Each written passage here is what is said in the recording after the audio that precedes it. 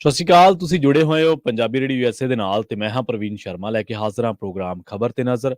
ਇਸ ਵੇਲੇ Punjabi radio USA ਨੂੰ ਤੁਸੀਂ ਏਐਮ ਐਫਐਮ ਸਟੇਸ਼ਨਸ ਦੇ ਨਾਲ ਰੇਡੀਓ ਸੈੱਟ ਤੇ ਨੈੱਟ ਤੇ ਮੋਬਾਈਲ ਐਪ ਤੇ ਸੋਸ਼ਲ ਮੀਡੀਆ ਪਲੇਟਫਾਰਮਸ ਤੇ ਜੁੜੇ ਹੋਏ ਹੋ, ਦੇਖ ਰਹੇ ਹੋ, ਸੁਣ ਰਹੇ ਹੋ। ਸਾਰੇ ਹੀ ਦਰਸ਼ਕਾਂ ਦਾ ਸਵਾਗਤ ਹੈ। ਪ੍ਰੋਗਰਾਮ ਦੇ ਵਿੱਚ ਖਬਰਾਂ ਤੇ ਚਰਚਾ ਕਰਨ ਦੇ ਲਈ ਮੇਰੇ ਨਾਲ ਜੁੜ ਚੁੱਕੇ ਨੇ ਪੰਜਾਬ ਤੋਂ ਪੱਤਰਕਾਰ ਮਿੰਟੂ ਗੁਰਸਰੀਆ ਜੀ। ਉਹਨਾਂ ਦਾ ਸਵਾਗਤ ਕਰਦੇ ਹਾਂ ਪਹਿਲਾਂ ਤੇ ਫਿਰ ਕਰਾਂਗੇ ਖਬਰਾਂ ਤੇ ਚਰਚਾ। ਮਿੰਟੂ ਸਤਿ ਸ਼੍ਰੀ ਅਕਾਲ ਜੀ, ਸਵਾਗਤ ਹੈ ਜੀ ਪੰਜਾਬੀ ਰੇਡੀਓ ਯੂਐਸਏ। ਜੀ ਸ਼ੁਕਰੀਆ ਸਾਰਿਆਂ ਨੂੰ, ਸਤਿ ਸ੍ਰੀ ਅਕਾਲ ਜੀ। ਅੱਜ 2022 ਸਾਲ ਦੀ ਦਸੰਬਰ 14 ਤਰੀਕ ਹੈ ਜੀ ਤੇ ਦਿਨ ਬੁੱਧਵਾਰ ਹੈ। ਅੱਗੇ ਵਧਣ ਤੋਂ ਪਹਿਲਾਂ ਧੰਨਵਾਦ ਕਰਦੇ ਚੱਲੀਏ ਸਪਾਂਸਰਸ ਦਾ, ਜਿਹੜੇ ਜ਼ਰੀਆ ਬਣਦੇ ਨੇ ਇਹਨਾਂ ਪ੍ਰੋਗਰਾਮਾਂ ਨੂੰ ਤੁਹਾਡੇ ਤੱਕ ਪਹੁੰਚਾਉਣ ਦੇ ਲਈ। ਖਾਲਸਾ ਇੰਸ਼ੋਰੈਂਸ ਏਜੰਸੀ ਵਾਲੇ ਪਿਛਲੇ ਕਈ ਦਹਾਕਿਆਂ ਤੋਂ ਇੰਸ਼ੋਰੈਂਸ ਦੇ ਵਿੱਚ ਸ਼ਾਨਦਾਰ ਸੇਵਾਵਾਂ ਦੇਣ ਦੇ ਲਈ ਜਾਣੇ ਜਾਂਦੇ ਨੇ। ਕਿਸੇ ਵੀ ਤਰ੍ਹਾਂ ਦੀ ਇੰਸ਼ੋਰੈਂਸ ਦੇ ਲਈ ਤੁਸੀਂ ਇਹਨਾਂ ਦੇ ਨਾਲ 408 272 2500 ਤੇ ਗੱਲ ਕਰ ਸਕਦੇ ਹੋ। ਕਵਰਡ ਕੈਲੀਫੋਰਨੀਆ ਤੇ ਓਬਾਮਾ ਹੈਲਥ ਕੇਅਰ ਬਾਬਤ ਅਮਰੀਕਾ ਭਰ ਦੇ ਵਿੱਚ ਸੇਵਾਵਾਂ ਦਿੰਦੇ ਨੇ। ਕਾਲ ਕਰ ਸਕਦੇ ਹੋ 408 272 2500 ਤੇ। ਟਰਕੀਆਨਾ ਇਮੀਗ੍ਰੇਸ਼ਨ ਲਾ ਫਰਮ ਵਾਲੇ, ਜੇ ਟਰਕੀਆਨਾ ਇਮੀਗ੍ਰੇਸ਼ਨ ਬਾਬਤ ਤੁਹਾਡਾ ਕੋਈ ਸਵਾਲ ਹੈ, ਕੋਈ ਸਲਾਹ ਕਰਨੀ ਹੈ ਤਾਂ ਟੋਰਨੀ ਟਰਕੀਆਨਾ ਦੇ ਨਾਲ 415 909 0503 ਤੇ ਗੱਲ ਕੀਤੀ ਜਾ ਸਕਦੀ ਹੈ। GK Dhanota Yuba City, Baljinder Singh Nijjar Woodland, Paramjit Kaur Rangi Vacaville, Harnek Singh Pabla Indian ਕੰਜ਼ੀ Renton, Sarabjit Singh Shokar Turlock GN ਲਿਊ ਵਾਲੇ ਟਰੱਕ ਵਾਸ਼ ਕਰਦੇ ਨੇ, ਆਇਲ ਚੇਂਜ ਵੀ ਕਰਦੇ ਨੇ, ਏਅਰ ਬ੍ਰੇਕਾਂ ਦਾ ਕੰਮ ਤਸੱਲੀ ਬਖਸ਼ ਕਰਵਾ ਸਕਦੇ ਹੋ। ਨਵੇਂ ਪੁਰਾਣੇ ਟਾਇਰ ਵੀ ਇਹਨਾਂ ਤੋਂ ਮਿਲਦੇ ਨੇ। ਸੈਂਤਾ ਨੇਲਾ ਦੀ ਲੋਕੇਸ਼ਨ ਹੈ। ਨਿਮਾ ਸਹੋਤਾ ਦੇ ਨਾਲ ਗੱਲ ਕੀਤੀ ਜਾ ਸਕਦੀ ਹੈ 209 277 0113 ਤੇ। ਜੱਸੀ ਗਿੱਲ ਬੇਕਰਸਫੀਲਡ ਤੋਂ, ਬੂਟਾ ਸਿੰਘ ਰਾਣੀਪੁਰ ਫ੍ਰਿਜ਼ਨੋ ਤੋਂ। ਇਹਨਾਂ ਸਾਰੇ ਹੀ ਸਪਾਂਸਰਸ ਦਾ ਬਹੁਤ ਬਹੁਤ ਧੰਨਵਾਦ। ਤੇ ਜੇਕਰ ਤੁਸੀਂ ਵੀ ਇਹਨਾਂ ਪ੍ਰੋਗਰਾਮਾਂ ਨੂੰ ਸਪਾਂਸਰ ਕਰਨਾ ਚਾਹੁੰਦੇ ਹੋ ਤਾਂ ਸਟੂਡੀਓ ਦਾ ਨੰਬਰ ਹੈ 408 272 5200। ਮਿੰਟੂ ਜੀ, ਖਬਰਾਂ ਦੇ ਵੱਲ ਵਧੀਏ ਤੇ ਸ਼ੁਰੂਆਤ ਕਰਗੇ ਭਾਰਤ ਚੀਨ ਦੇ ਵਿੱਚ ਹਾਲ ਹੀ ਦਿਨਾਂ ਦੇ ਵਿੱਚ ਹੋਈ ਝੜਪ। ਉਹਦੀਆਂ ਵੀਡੀਓਜ਼ ਵੀ ਲਗਾਤਾਰ ਕਈ ਪੁਰਾਣੀਆਂ ਵੀ ਨੇ ਵਿੱਚ ਵਾਇਰਲ ਹੋ ਰਹੀਆਂ ਨੇ। ਹੁਣ ਖਬਰ ਇਹ ਆ ਰਹੀ ਹੈ ਕਿ ਤਵਾਂਗ ਦੇ ਵਿੱਚ ਝੜਪ ਤੋਂ ਬਾਅਦ ਚੀਨ ਨੇ ਤਿਆਰ ਕੀਤੇ ਹੈ ਏਅਰਕ੍ਰਾਫਟ। ਬਿਲਕੁਲ ਜੀ, ਜਿਹੜੀਆਂ ਵੀਡੀਓਜ਼ ਆ ਰਹੀਆਂ ਨੇ ਉਹ ਵੀਡੀਓ ਹਾਲ ਫਿਲਹਾਲ ਕਿਤੋਂ ਵੀ ਪੁਸ਼ਟ ਨਹੀਂ ਹੈਗੀਆਂ। ਕੇਂਦਰ ਸਰਕਾਰ ਨੇ ਕੋਈ ਵੀ ਪੁਸ਼ਟੀ ਨਹੀਂ ਕੀਤੀ। ਜਿਹੜੀ ਇੱਕ ਵੀਡੀਓ ਸਾਡਾ ਇੱਥੇ ਜਿਹੜਾ ਪੰਜਾਬੀ ਸੋਸ਼ਲ ਮੀਡੀਆ ਖਾਸ ਤੌਰ ਤੇ ਜਾਂ ਮੀਡੀਆ ਦਿਖਾ ਰਿਹਾ ਹੈ, ਉਹਦੇ ਤੇ ਵੀ ਡਿਫੈਂਸ ਦੇ ਇੱਕ ਮਾਹਰ ਨੇ ਦੱਸਿਆ ਕਿ ਨਾਰਥ ਈਸਟ ਦੇ ਵਿੱਚ ਜਾਂ ਇਹਨਾਂ ਜਿੱਥੇ ਇਹ ਝੜਪਾਂ ਦੇ ਦੱਸੇ ਜਾ ਰਹੇ ਇਲਾਕੇ, ਕਿ ਇਹਨਾਂ ਇਲਾਕਿਆਂ 'ਚ ਬਰਫ਼ਬਾਰੀ ਹੁੰਦੀ ਹੈ ਦਸੰਬਰ 'ਚ, ਤਾਂ ਉੱਥੇ ਬਰਫ਼ਬਾਰੀ ਕਿਤੇ ਵੀ ਨਜ਼ਰ ਨਹੀਂ ਆਉਂਦੀ। ਤੋ ਇਹ ਜਿਹੜੀ ਵੀਡੀਓ ਆ ਉਹਦਾ ਤਾਂ ਇਹ ਮਤਲਬ ਕਿ ਕਹਿ ਸਕਦੇ ਹਾਂ ਕਿ ਹੁਣ ਤੱਕ ਦਾ ਮਾਮਲਾ ਹੈ। ਰਹੀ ਗੱਲ ਕਿ ਦੇਖੋ ਏਅਰਕ੍ਰਾਫਟ, ਕਿਉਂਕਿ ਇਹਨਾਂ ਨੇ ਵੀ ਤਾਂ ਪੈਟਰੋਲਿੰਗ ਸ਼ੁਰੂ ਕਰ ਦਿੱਤੀ ਸੀਗੀ ਨਾ ਜਹਾਜ਼ਾਂ ਦੇ ਨਾਲ ਤੁਰੰਤ ਹੀ। ਇਹਨਾਂ ਨੇ ਵੀ ਜਿਹੜੇ ਇਹਨਾਂ ਦੇ ਫਾਈਟਰ ਜੈਟ ਨੇ ਉਹ ਵੀ ਉੱਡੇ ਆ। ਤੇ ਵੈਸੇ ਵੀ ਜੇ ਤੁਸੀਂ ਦੇਖੋਗੇ ਤਾਂ ਬੰਗਾਲ ਦੇ ਵਿੱਚ ਇਹਨਾਂ ਨੇ ਵੀ ਪੂਰਾ ਟਿਕਾਣਾ ਜਿਹੜਾ ਹੈ ਬਣਾ ਰੱਖਿਆ, ਪੂਰਾ ਜਹਾਜ਼ ਥੱਲੀ ਰੱਖੇ ਆ ਇਹਨਾਂ ਨੇ ਵੀ ਪੂਰੇ ਲੰਮੇ ਸਮੇਂ ਤੋਂ, ਕਿ ਉੱਥੋਂ ਬਹੁਤੀ ਦੇਰ ਨਹੀਂ ਲੱਗਦੀ। ਤਾਂ ਇਹਨਾਂ ਨੇ ਵੀ ਉੱਥੇ ਹਵਾਈ ਗਸ਼ਤ ਕੀਤੀ ਉਸ ਤੋਂ ਬਾਅਦ। ਤੇ ਇਧਰੋਂ ਜੇ ਤੁਸੀਂ ਦੇਖੋਗੇ ਤਾਂ ਹੁਣ ਇਹ ਖਬਰ ਆ ਰਹੀ ਹੈ, ਸੈਟਲਾਈਟ ਇਮੇਜ ਜਿਹੜੇ ਬਾਹਰ ਆਏ ਆ, ਇਹਦੇ ਵਿੱਚ ਵੀ ਕਿਤੇ ਨਾ ਕਿਤੇ ਇਹ ਗੱਲ ਕਹੀ ਗਈ ਹੈ ਕਿ 10 ਏਅਰਕ੍ਰਾਫਟ ਜਿਹੜੇ ਉਹ ਇਹਨਾਂ ਨੇ ਤਾਇਨਾਤ ਕਰ ਦਿੱਤੇ ਸਨ ਇਸ ਝੜਪ ਤੋਂ ਤੁਰੰਤ ਬਾਅਦ। ਮਤਲਬ ਇਹ ਜਿਹੜੀ ਸਾਰੀ ਕਹਿ ਲਓ ਕਿ ਫੁਟੇਜ ਜਾਰੀ ਕੀਤੀ ਆ, ਇਹ ਕੀਤੀ ਹੈ ਮੈਕਸਾਰ ਟੈਕਨੋਲੋਜੀਜ਼ ਨੇ। ਤਾਂ ਇਹਨਾਂ ਦੇ ਮੁਤਾਬਕ ਭਾਰਤ ਚੀਨ ਬਾਰਡਰ ਯਾਨੀ LAC ਜਿਹਨੂੰ ਕਹਿੰਦੇ ਨੇ, ਕਿ ਉਹਦੇ ਕਰੀਬ 155 ਕਿਲੋਮੀਟਰ ਦੂਰ, LAC ਤੋਂ 155 ਕਿਲੋਮੀਟਰ ਦੂਰ ਚੀਨ ਦੀ ਮਿਲਟਰੀ ਐਕਟੀਵਿਟੀਜ਼ ਜਿਹੜੀ ਆ ਉਹ ਦੇਖੀ ਗਈ ਆ। ਤਾਂ ਚੀਨ ਇਸ ਏਅਰਪੋਰਟ ਦਾ ਇਸਤੇਮਾਲ ਮਿਲਟਰੀ ਤੇ ਸਿਵਿਲੀਅਨ ਪਰਪਸ ਲਈ ਕਰਦਾ ਹੈ, ਐਸਾ ਕਿਹਾ ਜਾ ਰਿਹਾ ਹੈ। ਤੇ ਇੱਥੇ ਚੀਨੀ ਏਅਰਫੋਰਸ ਦੇ ਫਾਈਟਰ ਜੈਟ, ਹੈਲੀਕਾਪਟਰ, ਡਰੋਨਸ ਜਿਹੜੇ ਆ ਉਹ ਤਾਇਨਾਤ ਕੀਤੇ ਗਏ ਸਨ। ਖੈਰ ਇਹ ਤਾਂ ਹੁਣ ਸਾਫ਼ ਹੈ ਕਿ ਜੇ ਇਹਨਾਂ ਨੇੜੇ ਨੇ ਤਾਂ ਉਹਨਾਂ ਨੇ ਵੀ ਕੋਈ ਹਿਲਜੁਲ ਕੀਤੀ ਹੋਏਗੀ। ਹੁਣ ਜਦੋਂ ਇਸ ਤਰ੍ਹਾਂ ਦਾ ਮਾਹੌਲ ਬਣ ਗਿਆ ਤੇ ਹਿਲਜੁਲ ਤੇ ਦੋਵਾਂ ਪਾਸਿਆਂ ਤੋਂ ਹੋਣੀ ਆ, ਸਾਫ਼ ਹੈ, ਸਪਸ਼ਟ ਆ। ਇੱਧਰ US ਦਾ ਵੀ ਇੱਕ ਬਿਆਨ ਆ ਗਿਆ ਇਸ ਮਾਮਲੇ 'ਚ, ਉਹ ਵੀ ਕਾਫੀ ਮਹੱਤਵਪੂਰਨ ਆ, ਕਿ ਪੈਂਟਾਗਨ ਦੇ ਜਿਹੜੇ ਪ੍ਰੈਸ ਸੈਕਟਰੀ ਆ ਪੈਡ ਰਾਈਟਰ, ਉਹਨਾਂ ਨੇ ਵੀ ਕਿਹਾ ਕਿ ਚੀਨ ਉਕਸਾਵੇ ਦੀ ਕਾਰਵਾਈ ਕਰਦਾ ਹੈ। ਅੱਛਾ ਚਲੋ ਠੀਕ ਆ, ਇਹ ਤਾਂ ਹੁਣ US ਤੁਹਾਨੂੰ ਪਤਾ ਹੀ ਇਸ ਤਰ੍ਹਾਂ ਦੇ ਬਿਆਨ ਜਿਹੜੇ ਉਹ ਦਿੰਦਾ ਹੀ ਆ, ਕਿਉਂਕਿ ਮਾਮਲਾ ਚੀਨ ਨਾਲ ਜੁੜਿਆ ਹੈ। ਦੇਖੋ ਇਹਦੇ 'ਚ ਕੀ ਹੈ ਕਿ ਦੋ ਤਿੰਨ ਚੀਜ਼ਾਂ ਵੇਖਣ ਦੀ ਜ਼ਰੂਰਤ ਹੈ ਕਿ ਸਾਰਾ ਕੁਝ ਕਿਉਂ, ਕਿਉਂਕਿ ਜਵਾਬ ਤੇ ਕਿਉਂ ਦਾ ਹੀ ਲੱਭਣਾ ਹੈ ਨਾ, ਇਹ ਸਾਰਾ ਕੁਝ ਕਿਉਂ ਹੋ ਰਿਹਾ। ਬਿਲਕੁਲ ਸਾਡਾ ਸਾਰਾ ਮਤਲਬ ਕਿ ਜੋ ਬੋਲਣ ਦਾ ਕਹਿ ਲਓ ਕਿ ਮੰਤਵ ਹੁੰਦਾ ਉਹ ਇਹੀ ਹੈ ਕਿ ਕਿਉਂ ਹੋ ਰਿਹਾ। ਤਾਂ ਉਸ ਕਿਉਂ ਤੇ ਆ ਜਾਂਦੇ ਆ, ਇੱਧਰ ਉੱਧਰ ਗੱਲ ਕਰਨ ਦੀ ਥਾਂ ਤੇ ਦੋ ਚੀਜ਼ਾਂ ਜਾਂ 3 ਚੀਜ਼ਾਂ ਤੁਸੀਂ ਮੁੱਖ ਤੌਰ ਤੇ ਲੈ ਸਕਦੇ ਹੋ ਜਿਨ੍ਹਾਂ ਚ ਕੁਝ ਮਤਲਬ ਕਿ ਥੋੜੀ ਜਿਹੀ ਆਪਾਂ ਨੇੜੇ ਜਾਣ ਦੀ ਕਹਿ ਲਓ ਕੋਸ਼ਿਸ਼ ਕਰ ਸਕਦੇ ਹਾਂ ਕਿ ਮਾਮਲਾ ਹੈ ਕੀ ਆ। ਹਾਂਜੀ ਕਿ ਇੱਕ ਤੇ ਇਹ ਹੈ ਕਿ ਜਿਨਪਿੰਗ ਦੇ ਖਿਲਾਫ ਚਾਈਨਾ ਦੇ ਵਿੱਚ ਬੜੇ ਪ੍ਰੋਟੈਸਟ ਹੋਏ ਨੇ ਬੀਤੇ ਦਿਨੀ। ਜੀ ਤਾਂ ਕਈ ਵਾਰ ਹੁੰਦਾ ਹੈ ਕਿ ਧਿਆਨ ਡਾਇਵਰਟ ਕਰਨ ਵਾਸਤੇ ਜੋ ਪੋਲੀਟੀਕਲੀ ਕਹੋ ਕਿ ਇਹਨਾਂ ਦੀਆਂ ਜ਼ਰੂਰਤਾਂ ਹੁੰਦੀਆਂ ਨਾ ਤਾਂ ਉਹਨਾਂ ਵਾਸਤੇ ਆਰਮੀ ਐਕਸ਼ਨ ਵਰਤੇ ਜਾਂਦੇ ਨੇ। ਇਹ ਤਕਰੀਬਨ ਹਰੇਕ ਮੁਲਕ ਚ ਹੁੰਦਾ ਤੇ ਭਾਰਤ ਦੇ ਵਿੱਚ ਵੀ ਅਜਿਹਾ ਹੋਇਆ। ਜੀ ਇਹ ਅਸੀਂ ਵੇਖਿਆ ਵੀ ਆ ਤੇ ਇਹਦੇ ਤੇ ਸਿਆਸਤ ਜਿਹੜੀ ਆ ਮਿਲਟਰੀ ਆਪਰੇਸ਼ਨਾਂ ਤੇ ਹੁੰਦੀ ਆ। ਜੀ ਦੂਜੀ ਚੀਜ਼ ਜਿਹੜੀ ਹੈ ਦੇਖੋ ਕੁਝ ਦਿਨ ਪਹਿਲਾਂ ਇੱਥੇ ਜਿਹੜੀ LAC ਦਾ ਹੁਣ ਜ਼ਿਕਰ ਕੀਤਾ ਇਹ ਤੋਂ ਮਹਿਜ਼ 100 ਕਿਲੋਮੀਟਰ, ਹੁਣ ਆਪਾਂ 155 ਕਿਲੋਮੀਟਰ ਦੀ ਗੱਲ ਕੀਤੀ ਹੈ ਨਾ ਹਾਂਜੀ ਕਿ ਬਹੁਤ ਨੇੜੇ ਹੋ ਗਿਆ। ਜਹਾਜ਼ ਲਈ 155 ਕਿਲੋਮੀਟਰ ਕੀ, ਔਰ ਉਹ ਵੀ ਫਾਈਟਰ ਜੈਟ ਆ ਜਾਂ 에ਅਰਕ੍ਰਾਫਟ ਆ, ਉਹਦੇ ਵਾਸਤੇ ਕੀ ਆ। LAC ਤੋਂ ਸਿਰਫ 100 ਕਿਲੋਮੀਟਰ ਦੂਰ ਉੱਤਰਾਖੰਡ ਚ ਭਾਰਤ ਤੇ US ਨੇ ਜੰਗੀ ਅਭਿਆਸ ਕੀਤਾ ਜ਼ੋਰ। ਠੀਕ ਹੈ ਜੀ। ਤਾਂ ਚੀਨ ਨੇ ਬਹੁਤ ਉਹਦੀ ਕੌੜ ਬਣਾਈ ਸੀਗੀ, ਠੀਕ ਹੈ ਬਹੁਤ ਜ਼ਿਆਦਾ ਜੀ। ਤੋ ਇਹ ਜਿਹੜੀਆਂ ਚੀਜ਼ਾਂ ਹੋ ਰਹੀਆਂ ਨੇ, ਇਹ ਜਿਹੜੀਆਂ ਚੀਜ਼ਾਂ ਅਸੀਂ ਮਤਲਬ ਕਿ ਦੇਖ ਰਹੇ ਹਾਂ, ਇਹਨਾਂ ਨੂੰ ਇਸ ਪਾਸੇ ਤੋਂ ਆਪਾਂ ਸਮਝ ਸਕਦੇ ਹਾਂ ਕਿ ਜਿਵੇਂ ਹੀ ਇਹ ਜੰਗੀ ਅਭਿਆਸ ਹੁੰਦਾ ਹੈ ਕੁਝ ਉਹਨਾਂ ਦੇ ਇੰਟਰਨਲ ਪੋਲੀਟੀਕਲ ਮੁੱਦੇ ਜਿਹੜੇ ਆ ਹਾਂਜੀ ਉਹ ਉਹਨਾਂ ਤੇ ਹਾਵੀ ਹੁੰਦੇ ਆ, ਉਸ ਤੋਂ ਬਾਅਦ ਇਹ ਘਟਨਾ ਵਾਪਰਦੀ ਆ। ਤਾਂ ਕਿਉਂਕਿ ਚੀਨ ਦੋ ਚੀਜ਼ਾਂ ਤੇ ਹਮੇਸ਼ਾ ਅੱਗੇ ਵੱਧਦਾ, ਇੱਕ ਵਿਸਤਾਰਵਾਦ ਤੇ ਦੂਸਰਾ ਹੈ ਕਿ ਹਮਲਾਵਰ ਜੀ। ਹਮਲਾਵਰ ਹੋ ਜਾਣਾ ਫਿਰ ਪਿੱਛੇ ਹਟ ਜਾਣਾ, ਹਮਲਾਵਰ ਹੋ ਜਾਣਾ ਪਿੱਛੇ ਹਟ ਜਾਣਾ, ਥੋੜਾ ਕੁਝ ਗੇਨ ਕਰ ਲੈਣਾ। 20 ਫੁੱਟ ਅੱਗੇ ਆਏ ਆ ਫਿਰ ਪੀਸ ਵਾਸਤੇ 10 ਫੁੱਟ ਪਿੱਛੇ, ਤਾਂ 10 ਫੁੱਟ ਉਹਨਾਂ ਗੇਨ ਕਰ ਲਿਆ। ਤਾਂ ਉਹਨਾਂ ਦੀ ਵਿਸਤਾਰਵਾਦੀ ਨੀਤੀ ਇਸ ਤਰ੍ਹਾਂ ਚੱਲਦੀ ਹੈਗੀ ਆ। ਅੱਗੇ ਵੀ ਅਸੀਂ ਵੇਖਿਆ ਕਿ ਜਦੋਂ ਪੈਂਗੋਂਗ ਝੀਲ ਦਾ ਰੌਲਾ ਪਿਆ, ਹੌਟ ਸਪਰਿੰਗ ਦਾ ਰੌਲਾ ਪਿਆ, ਗੋਗਰਾ ਵਾਲਾ ਗਲਵਾਨ ਵੈਲੀ ਦੇ ਵਿੱਚ ਜਿਹੜਾ ਟਕਰਾਅ ਹੋਇਆ, ਇਹ ਸਾਰੀਆਂ ਚੀਜ਼ਾਂ ਦੇ ਵਿੱਚ ਚੀਨ ਦੀ ਜਿਹੜੀ ਵਿਸਤਾਰਵਾਦੀ ਨੀਤੀ ਆ ਉਹ ਸਾਫ਼ ਝਲਕਦੀ ਹੈ। ਤਾਂ ਇਹ ਕਿਉਂ ਦਾ ਜਵਾਬ ਤਾਂ ਇਹੋ ਹੀ ਆ, 2-3 ਮੁੱਦੇ ਆ। ਕਿਉਂਕਿ ਵਿਸਤਾਰਵਾਦ ਤਾਂ ਉਹਨਾਂ ਦੀ ਜਿਹੜੀ ਇੱਕ ਤਰ੍ਹਾਂ ਨਾਲ ਕਹਿ ਲਓ ਕਿ ਮੂਲ ਤੌਰ ਤੇ ਜ਼ਰੂਰਤ ਵੀ ਹੈ, ਕਿਉਂਕਿ ਜੇ ਤੁਸੀਂ ਦੇਖੋਗੇ ਉਹਨਾਂ ਦੀ ਜਿਹੜੀ ਲੈਂਡ ਹੈ ਨਾ, ਤਕਰੀਬਨ ਲੈਂਡ ਜਿਹੜੀ ਹੈ ਉਹਨਾਂ ਦੀ 43% ਨੱਪੀ ਹੋਈ ਹੈ ਜੀ। ਜਿਹੜਾ ਅੱਜ ਤਾਂ ਤੁਸੀਂ ਚਾਈਨਾ ਦੇਖਦੇ ਹੋ ਨਾ, ਚਾਹੇ ਉਹ ਇਨਰ ਮੰਗੋਲੀਆ ਲਾ ਲਓ, ਤਿੱਬਤ ਲਾ ਲਓ, ਔਰ ਜਿੱਥੇ ਉਹ ਉਗਰ ਹੈਗੇ ਆ ਨਾ, ਉਇਗਰ ਮੁਸਲਮਾਨ, ਹਜ਼ੂਰ ਪੂਰਬੀ ਤੁਰਕੀ ਹੈ। ਠੀਕ ਆ। ਉਹਨਾਂ ਦਾ ਮੂਲ ਜਿਹੜਾ ਹੈ ਨਾ, ਜਿਵੇਂ ਤੁਸੀਂ ਤੇ ਮੈਂ ਪੰਜਾਬੀ ਆ, ਜਿੱਥੇ ਵੀ ਜਾਵਾਂਗੇ ਅਸੀਂ ਕਹਿੰਦੇ ਨਾ ਪੰਜਾਬੀ ਓਰੀਜਨ ਸਾਡਾ, ਜਾਂ ਏਸ਼ੀਆ ਜਾਂ ਕੁਝ ਵੀ ਹੈ। ਤਾਂ ਇਸ ਤਰ੍ਹਾਂ ਜਿਹੜੇ ਉਇਗਰ ਨੇ ਉਹਨਾਂ ਦਾ ਓਰੀਜਨ ਜਿਹੜਾ ਉਹ ਟਰਕਿਸ਼ ਹੈ। ਠੀਕ ਆ। ਹਾਂਜੀ, ਤੇ ਉਹ ਉਹਨਾਂ ਨੇ ਸਟੇਟ ਬਣਾ ਰੱਖਿਆ, ਸ਼ਿਆਂਜਾਂਗ ਕਹਿ ਦਿੰਦੇ ਉਹਨੂੰ। ਤਾਂ ਇਸ ਤਰ੍ਹਾਂ ਮਤਲਬ ਕਿ ਇਹਨਾਂ ਨੇ ਤਾਂ ਬੜੀ ਲੈਂਡ ਜਿਹੜੀ ਗ੍ਰੈਬ ਕੀਤੀ, ਔਰ ਇਹਨਾਂ ਦਾ ਏਜੰਡਾ 2045 ਤੱਕ ਸਪਸ਼ਟ ਹੈ। ਤੇ ਕਹਿੰਦੇ ਕਿ ਰਸ਼ੀਆ ਤੇ ਵੀ ਹਮਲਾ ਕਰਾਂਗੇ ਅਸੀਂ। ਹਿਸਾਬ ਲਾ ਲਓ, ਨਾਲੇ ਬਹੁਤ ਕਲੋਜ਼ ਮਤਲਬ ਕਿ ਪਾਰਟਨਰ ਹੀ ਕਹਿ ਲਓ ਹੁਣ ਤਾਂ, ਇਹ ਅਲਾਈ ਤੋਂ ਵੀ ਅੱਗੇ ਸ਼ਬਦ ਹੁੰਦਾ ਪਾਰਟਨਰ। ਤਾਂ ਗੱਲ ਇਹ ਹੈ ਕਿ ਹੁਣ ਤਾਂ ਪਾਰਟਨਰ ਨੇ, ਤਦ ਵੀ ਇਹਨਾਂ ਦੀਆਂ ਜਿਹੜੀਆਂ ਮਤਲਬ ਕਿ ਜੇ ਤੁਸੀਂ ਆਕਾਂਖਿਆਵਾਂ ਦੇਖੋਗੇ ਤਾਂ ਕੁਝ ਇਸ ਕਿਸਮ ਦੀਆਂ। ਤਾਂ ਖੈਰ ਇਹੀ ਕੁਝ ਨਜ਼ਰ ਆ ਰਿਹਾ। ਤਾਂ ਜਦੋਂ ਹੁਣ ਇਹਨਾਂ ਨੇ ਜਵਾਬ ਦਿੱਤਾ ਇੰਡੀਅਨਸ ਨੇ, ਤਾਂ ਥੋੜਾ ਟਿਕ ਜਾਣਗੇ, ਪਰ ਇਹ ਟਿਕਦੇ ਥੋੜੀ ਦੇਰ ਆ, ਫਿਰ ਇਹਨਾਂ ਨੂੰ ਖੋ ਲੱਗ ਪਈ। ਜੀ ਜੀ ਜੀ। ਅਗਲੀ ਖਬਰ ਦੇ ਵੱਲ ਵਧੀਆ ਮਿੰਟੂ ਜੀ ਤੇ ਗੱਲ ਕਰੀਏ। ਜਿਹੜੇ ਡਰੱਗ ਦੇ ਅੰਕੜੇ ਪੇਸ਼ ਹੋਏ ਸਦਨ ਦੇ ਵਿੱਚ, ਕੀ ਕਹਿੰਦੇ ਨੇ ਜੀ ਅੰਕੜੇ? ਦੇਖੋ, ਸਦਨ ਦੇ ਵਿੱਚ ਇਹ ਜਿਹੜੀ ਕਾਰਵਾਈ ਚੱਲਦੀ ਆ, ਇਹਨਾਂ ਦੇ ਵਿੱਚ ਵੱਖ-ਵੱਖ ਅੰਕੜੇ ਜਿਹੜੇ ਪੇਸ਼ ਹੁੰਦੇ, ਇਹ ਅੰਕੜੇ ਜਿਹੇ ਹੁੰਦੇ ਨੇ ਪ੍ਰਵੀਨ ਜੀ, ਜਿਨ੍ਹਾਂ ਨੂੰ ਆਪਾਂ ਕਹਿ ਸਕਦੇ ਹਾਂ ਕਿ ਇਹ ਕਦੇ ਝੁਠਲਾਏ ਨਹੀਂ ਜਾ ਸਕਦੇ, ਇਹ ਕਦੇ ਇਹਦੇ ਤੇ ਮਤਲਬ ਕਿ ਕਿੰਤੂ ਨਹੀਂ ਕੀਤਾ ਜਾ ਸਕਦਾ, ਕਿਉਂਕਿ ਕੇਂਦਰ ਸਰਕਾਰ ਉੱਥੇ ਸਦਨ ਦੇ ਵਿੱਚ ਹੀ ਰੱਖਦੀ ਆ। ਤਾਂ ਖੈਰ ਇਹਨਾਂ ਨੇ ਜਿਹੜੇ ਅੰਕੜੇ ਪੇਸ਼ ਕੀਤੇ ਆ, ਨਿਰਮਲਾ ਸੀਤਾਰਮਨ ਜੀ ਨੇ ਇੱਕ ਤਾਂ ਇਹ ਕਿਹਾ ਕਿ ਹੈਰੋਇਨ ਤੋਂ ਇਲਾਵਾ ਅਸੀਂ ਹੈਰੋਇਨ ਤੇ ਹਮੇਸ਼ਾ ਯਾਨੀ ਚਿੱਟੇ ਤੇ ਸਿੰਥੈਟਿਕ ਡਰੱਗ ਤੇ ਜ਼ਿਆਦਾ ਤਵੱਜੋ ਦਿੰਦੇ ਆ। ਨਾਲ ਇਹਨਾਂ ਨੇ ਕਿਹਾ ਕਿ ਕੋਕੀਨ, ਹਸ਼ੀਸ਼ ਤੇ ਇੱਥੋਂ ਤੱਕ ਕਿ ਜਿਹੜਾ ਐਫਟਾਮਾਈਨ ਹੁੰਦਾ, ਐਫਟਾਮਾਈਨ ਕਹਿ ਦਿੰਦੇ ਤੁਹਾਡੇ ਵੀ ਇੱਥੇ ਹੈਗਾ ਕਾਫੀ, ਉਹ ਤਾਂ ਉਹ ਜ਼ਿਆਦਾ ਮਤਲਬ ਕਿ ਆ ਰਹੇ ਨੇ, ਸਾਰੇ ਹੀ ਆ ਰਹੇ ਆ।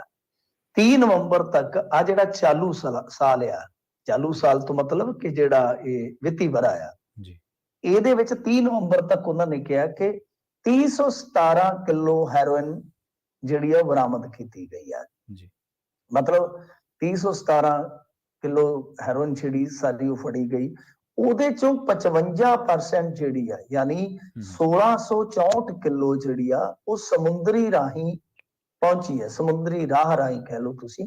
ਤੇ ਇਸ ਤਰ੍ਹਾਂ ਜ਼ਬਤ ਕੀਤੀ 122 ਕਿਲੋ ਕੋਕੀਨ ਚੋਂ, ਜੀ ਕੋਕੀਨ ਵੀ ਚੋਖੀ ਆ ਗਈ।